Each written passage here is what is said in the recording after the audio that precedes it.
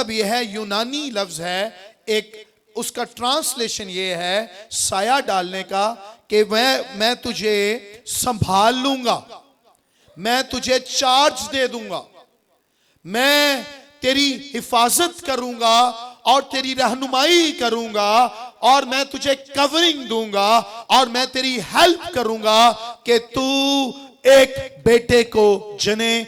पाक रूह के लिए यह अल्फाज इस्तेमाल हुआ है। किसके लिए इस्तेमाल हुआ है? पाक रूह के लिए साया डालना। और इसका एक और मतलब बनता है, पाक रूह के लिए साया डालना। जब मसीह पहाड़ पर दुआ कर रहे थे और मसीह को मूसा और एलिया मिलने आए, और लिखा है वहां मसीह की सूरत क्या थी?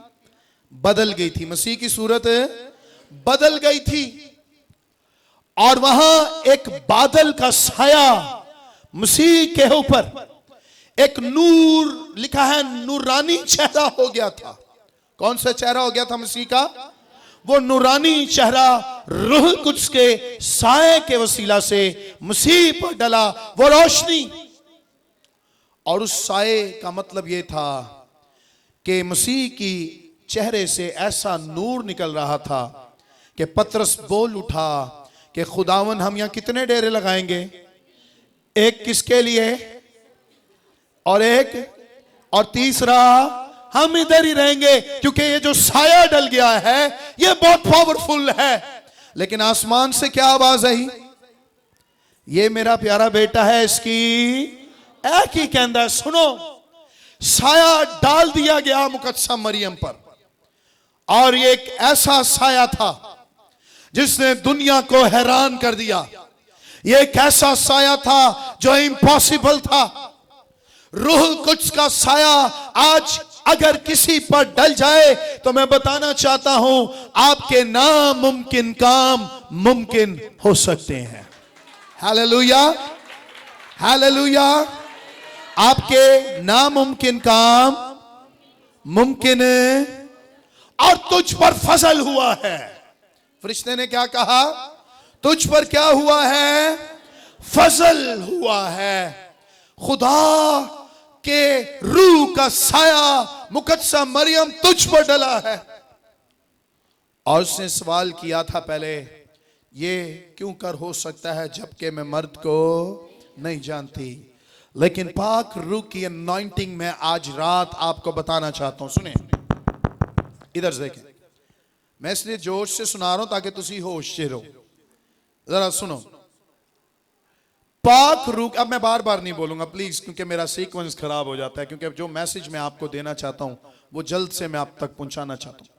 पाक रूह की जो कुदरत है वो नामुमकिन को मुमकिन कर सकती है। हालेलुया। जमीन पर किसी कवारी का हमला होना और बेटा जन्ना, आज तक कायनात में कभी भी ऐसा नहीं हुआ कि वो जिनसी ताल्लुक के बगैर ही एक औलाद को जने। आज कायनात हैरान हो जाती है, आज दुनिया के लोग दंग रह जाते हैं। लेकिन मैं बताना चाहता हूं कि खुदा अपने रूह की कुदरत से कुछ भी करने की कुव्वत रखता है। Hallelujah, hallelujah. जब कुछ भी ना था तो खुदा की रूह पानी की सतह पर, खुदा का रूह पहले से ही, इससे पहले कायनात बनती, पाक रूह कायनात में मौजूद है और वो तब से काम कर रहा है। और नए दौर की कलीसिया के लिए मैं बताना चाहता हूं, अगर उस वक्त मुकद्दसा मरियम पर साया डला और काम हुआ, मैं बताना चाहता हूं मूसा पर भी साया डला था जलती झाड़ी पर, और खुदा मूसा को मिला था। Hallelujah, hallelujah. जब जब लोगों के ऊपर खुदा का साया डला है, इसका मतलब यह है कि पाक रूह ने जिंदगियों में बड़े बड़े काम किए हैं, इम्पॉसिबल पॉसिबल में कर दिखाए हैं। हालेलुया। बार वाले नहीं कह रहे हालेलुया। क्यों? क्योंकि पाक रूह के साए में इट्स बहुत जबरदस्त काम हो सकते हैं। आमीन।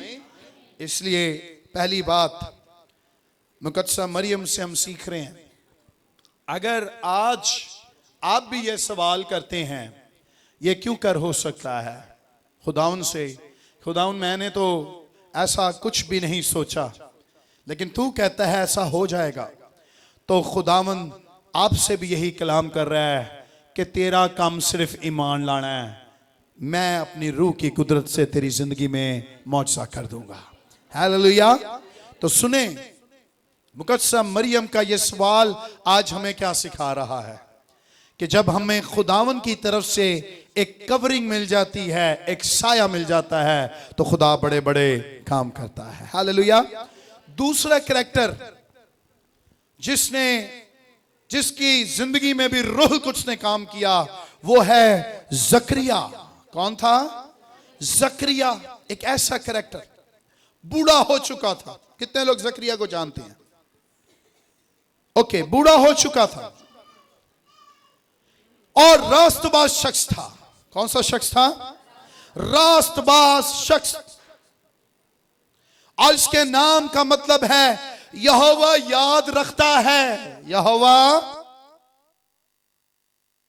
याद रखता है। और ऐसा खूबसूरत कैरेक्टर जिसने अपने बुढ़ापे तक खुदावन की खिदमत करना नहीं छोड़ी।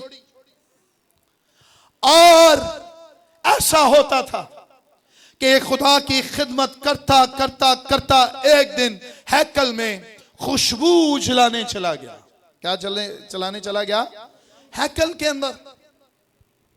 और हुआ ये, खुदावन का पैगाम इस तक पहुंचा